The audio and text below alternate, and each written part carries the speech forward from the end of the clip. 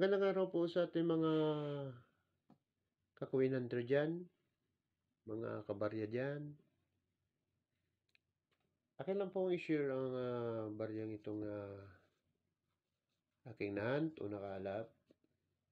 Ito po ay BSP 10 piso.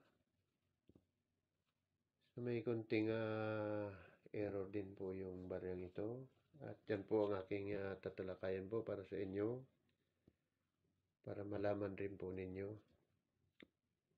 So, bago ko umpisa ng pagtalakay, nais ko pa sana na mag-subscribe kayo sa aking channel. Yan na po. Kung kayo nakapag-subscribe na, akin na pong tatalakayin po ang baryang ito. So, ito po yung baryang BSP.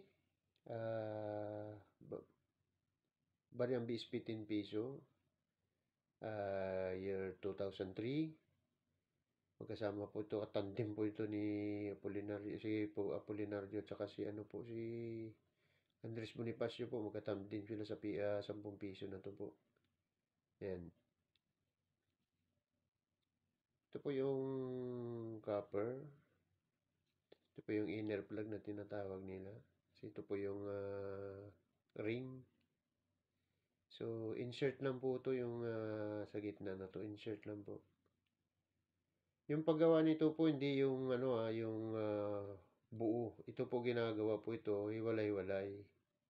Ito ginagawa muna tapos binubutasan. Tabi ito po pinuporma na po ito ng bilog, pabilog po ito.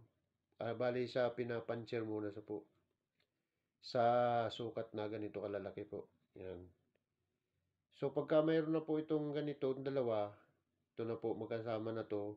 Pero po blanco pa 'yun, wala pa siyang pangalan, wala pa nakasulat na Bangko Sentral ng Pilipinas.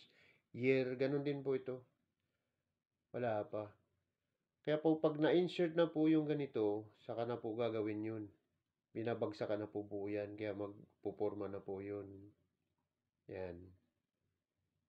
Bali ganito na po yung sistema niya. Pag na-insert na po ito, saka gawin po yung mga ganito yan. So, mapapansin po nito yung gitna nito po. Ito mapapansin ninyo. Meron po siyang mga, yan, uka-uka. Para po siyang inacid. Pero pwede po ito, acid. Ito po yung tinatawag na oil grove. Kung natatrap po na, na langis po sa dye. Kaya po nagkaganito siya. Hindi siya po mabubuo kasi pag marami po siyang langis. Hindi po kayang buuin ng dye. Kaya oil grove o trough siya po. Oil. Yan. Yan po yung nagiging resulta po kapag ang dye ay marami na pong langis. Yan po, hindi na mabubuo po siya. Kahit sa steel po, sa bakal, ganun din po yun. Kasi po yung gamit nito dye, bilog po na dye ang gamit nito eh. Kasi sa bilis po ng paggawa po nito, kapag wala po kasing langis, didikit po ito sa dye. Kaya hindi po sila makapagawa ng marami nito kapag wala pong langis. Kasi po yung metal to metal, lalo na pag copper, sa katagalan po umiinit po yun. Umiinit na po ito, umiinit rin po yung dye, kaya may posible po yung mga nito, dito. Yung mga uka nito sa ibabaw o sa ilalim ng ganito. Hindi na po matatanggal po yung barya. Kasi manipis lang din po ang nito eh. Yan.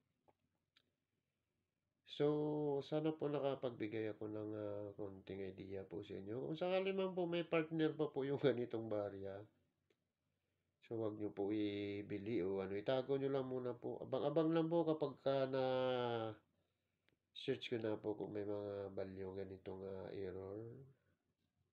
So, magbibigay ka ako agad po ng information dyan. Check nyo lang po yung channel ko para makita nyo po kung mayroon ng update po ng ganito. So, hanggang dito lang po mga kabady ang video ito na sana'y mapanood ninyo. Nakapagbigay ako ng konting idea po sa inyo. Higit sa lahat po ay maraming salamat po sa inyong panonood. At shoutout po sa lahat ng nag-subscribe sa aking channel at nag-comment po. Patuloy lang po sa pag-comment at pag-subscribe sa akin po. Marami pong salamat. Magandang araw po sa inyo lahat.